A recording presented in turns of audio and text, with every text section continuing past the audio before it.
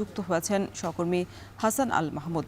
হাসান, টিকা কার্যক্রম তো শুরু হয়েছে, এরপরও আক্রান্তের হার না কমার কারণ কি নিয়ে চিকিৎসকরা কি বলছেন, আর নতুন রোগী ভর্তির কি তথ্য রয়েছে আপনার কাছে জানাবেন।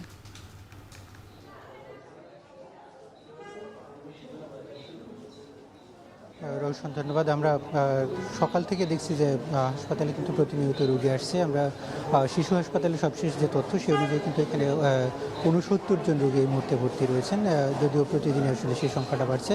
গতকালকে সকাল ৮টা পর্যন্ত এই সংখ্যা ছিল এবং আজকে সেই সংখ্যা কত হয়েছে সেটি হয়তো কিছুক্ষণের মধ্যে আমরা জানতে পারবো। তবে প্রতিনিয়ত আসলে এখানে রোগী আসছে নতুন করে এবং রোগী ভর্তি হচ্ছে, যদিও ২ সপ্তাহ আগে আসলে টিকাদান কার্যক্রম শুরু হয়েছে এবং স্বাস্থ্য মন্ত্রণালয় এবং ইপিআই কর্মসূচির আওতায় সব ধরনের টিকা দেওয়া হচ্ছে। কিন্তু আসলে যেহেতু মাত্র ৩০টি উপজেলায় দেওয়া হচ্ছে, একই সাথে 4টি সিটি কর্পোরেশনের, ফলে এটির যে প্রভাব আসলে টিকার যে পরবর্তী প্রভাব সেটি কিন্তু পড়তে অন্তত 1 মাসের বেশি সময় লাগতে পারে বলে বিশেষজ্ঞরা মনে করছেন। যেহেতু ভাইরাসটি ইতিমধ্যে বিভিন্ন জায়গায় ছড়িয়ে পড়েছে, ফলে একজন মানুষ থেকে আসলে অন্তত 18 জন মানুষের মধ্যে এটি আসলে কন্টামিনেট করতে পারে বলে চিকিৎসকরা বলছেন। ফলে এটির যে সংক্রমণের হার সেটি কিন্তু বাড়ছে। একই সাথে আমরা দেখতে পাচ্ছি যে অধিকাংশ জায়গায় যেসব শিশু আক্রান্ত হচ্ছেন তাদের অধিকাংশই কিন্তু টিকার আওতায় বাইরে ছিলেন এবং তারা টিকা নেন, ফলে এই সংক্রমণটা কিছু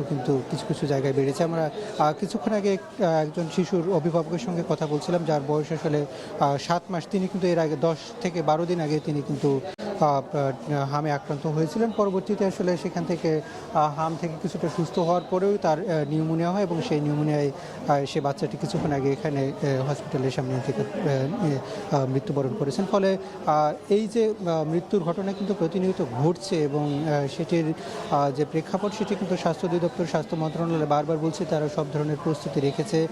তবে এরপরেও কিন্তু তারা পর্যাপ্ত হসপিটাল সুবিধা সেটি কিন্তু পাচ্ছে না বলে অভিযোগ করছেন। এবং যে শিশুটির কথা বলছিলাম সেই শিশুটির বাড়ি সিরাজগঞ্জের দিকে, টাঙ্গাইলের দিকে। তিনি কিছুক্ষণ আগেই গত রাতে এখানে এসেছিলেন। পরবর্তীতে কিন্তু তিনি এখানে সিট না পেয়ে কিন্তু কিছুটা বাইরে চিকিৎসা নিয়েছেন, ফলে আজকে সকালে কিন্তু তার মৃত্যু হয়েছে। এবং এরকম প্রতিদিনই কিন্তু 2-1টি করে মৃত্যু ঘটছে। গতকালকে স্বাস্থ্য অধিদপ্তরের যে সবশেষ তথ্য সেই অনুযায়ী কিন্তু অন্তত 3 জন শিশুর মৃত্যু হয়েছে এই হাম বা হামের বিভিন্ন উপসর্গ নিয়ে। তো এই ছিল আমার কাছে এখান থেকে সবশেষ পরিস্থিতি। এখন দিনাজপুর থেকে আমাদের সঙ্গে যুক্ত হচ্ছেন সেখানকার সহকর্মী, জানাচ্ছেন সবশেষ পরিস্থিতি।